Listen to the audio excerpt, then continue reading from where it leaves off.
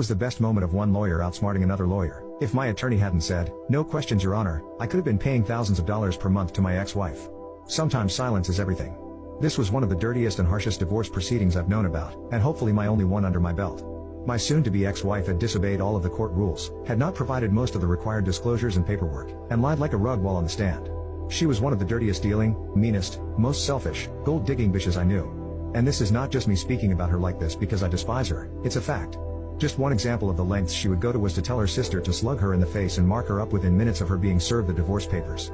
I was away at a friend's house at the time, but she was going to call the cops and claim that I had assaulted her. To her sister's credit, she refused to play along. So, we get into court on the final day for the final hearing. I'm on the stand. My attorney interrogates me first, and then her attorney does. Then she gets on the stand and her attorney interrogates her, but she lies right through her teeth. I was seething with frustration because of how phony and untruthful it was. Things were looking bad for my case. By the way, she came into the marriage with a kid and 3 suitcases. No vehicle, no money, and only a part-time job. I owned a house, a cabin, 3 vacant lots, a boat, 3 vehicles, and had a career with a very respectable income. She had nothing but the kid and bills.